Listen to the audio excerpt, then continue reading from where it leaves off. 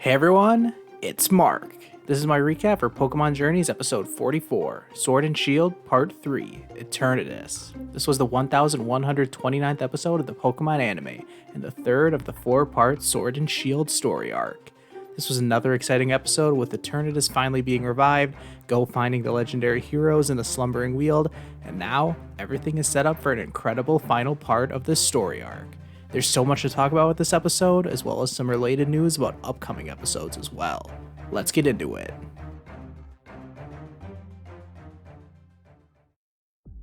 The episode picks up right where the last one left off, with Goh and Sonia getting shocked at the reveal of the statues behind the Stow-on-Side mural.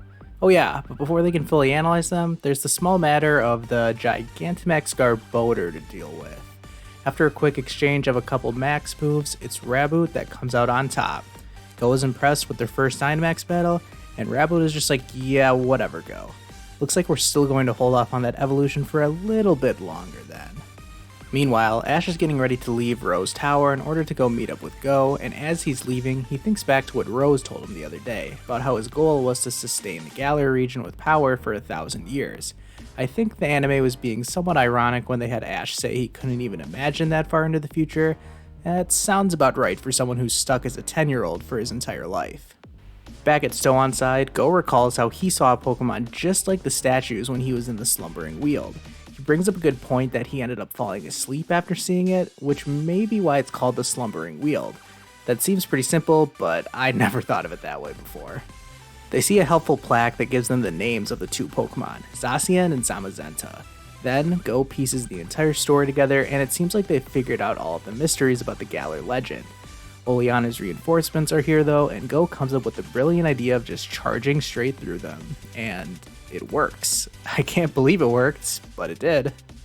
They decide to head to the Slumbering Weald to see if they can find the legendary Pokemon there, since they may be needed in order to stop the Darkest Day from happening again, and they leave the Macrocosmos employees in their dust as they make their getaway.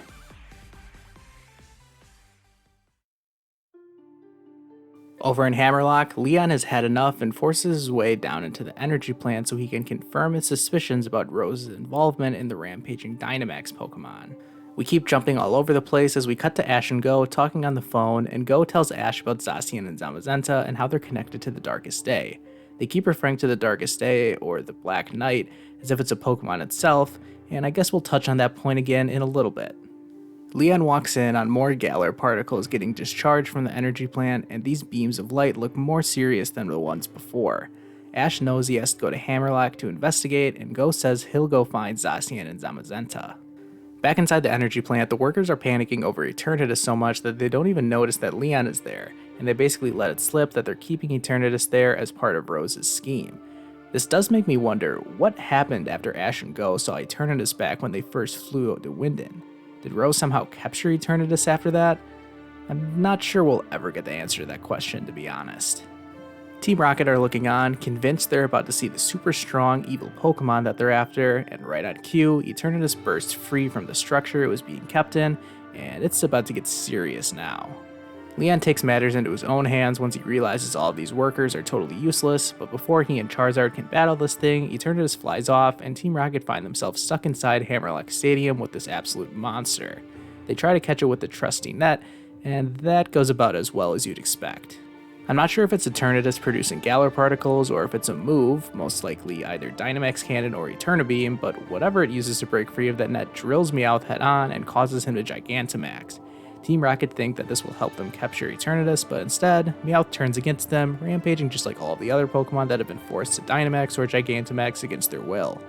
I'm not sure if this is the only time we'll ever see Meowth Gigantamax, since I can't especially see Jesse or James getting a Dynamax band anytime soon, but it is interesting to see little old Meowth look threatening for once, as even Ash doesn't know what to think when he sees everything that's going on. As Goh and Sonia are searching in the Slumbering Weald, they see a news update of what's going on at Hammerlock Stadium before the feed gets cut out because of Eternatus. They call out for Zacian and Zamazenta, saying that they need their help to save Galar from the Darkest Day. The friendly neighborhood wolves hear their pleas and show up right in front of them. I'm guessing this is similar to the games and that these are still likely just illusions of the legendary Pokemon, but it was still cool to hear them answer Goh's call.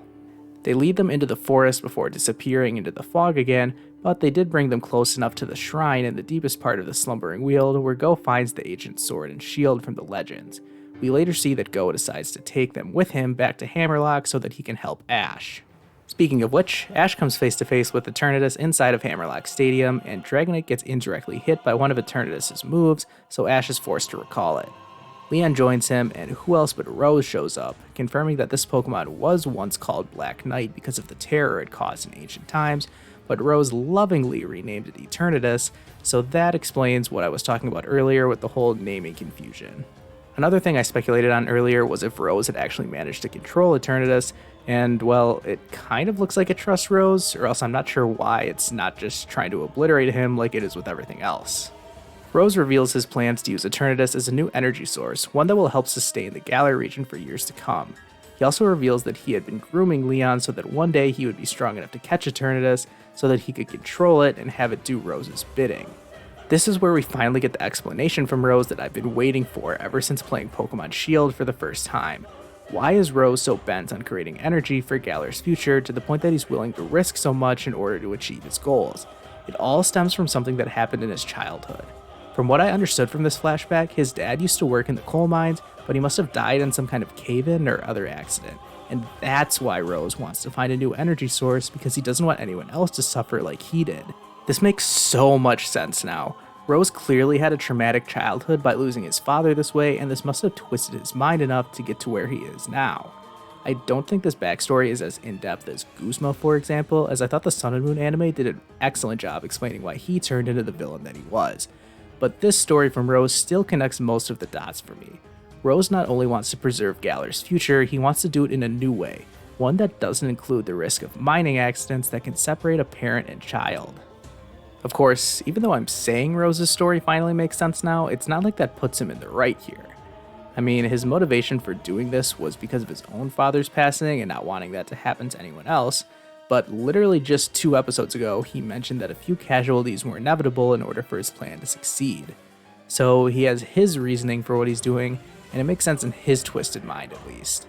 I'm happy that we finally got this part of Rose's character development explained to us. Back to the action, Leon agrees to catch Eternatus, but only to calm it down and then seal it away, much to Rose's disappointment. Rose sends out his Pokemon to battle, and Ash tells Leon to go handle Eternatus. He'll handle Rose himself. Leon flies off to meet Eternatus at the tower summit.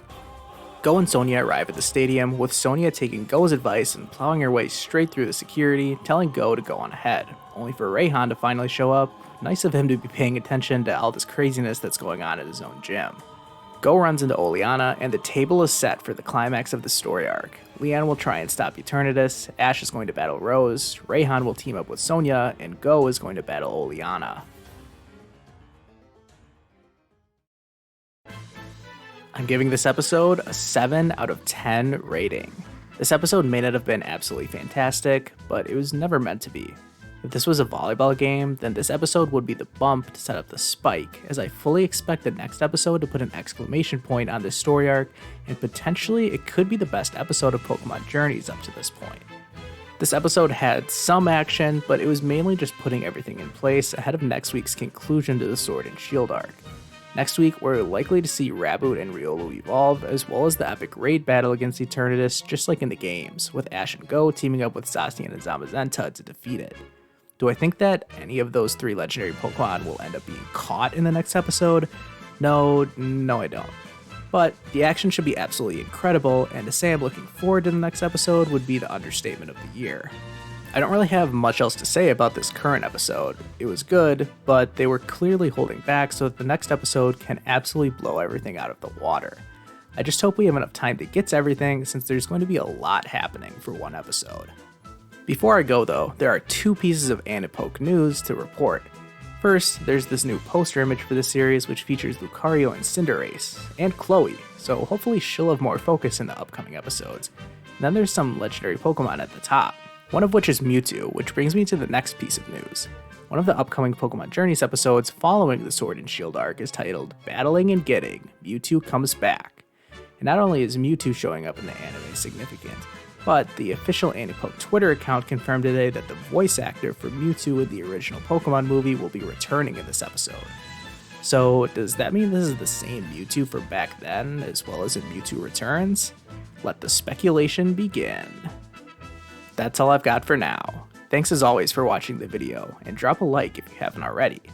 My episode 37 review of Ash's return to Alola just recently passed the 20,000 view mark, and I have absolutely no idea how that happened, but I always appreciate the support. I'm starting to gain subscribers more regularly now, so let's keep growing this channel together. As always, thank you all so much for watching, and let me know what you thought about this episode, as well as your predictions for future episodes in the comments. I'll see you guys next time.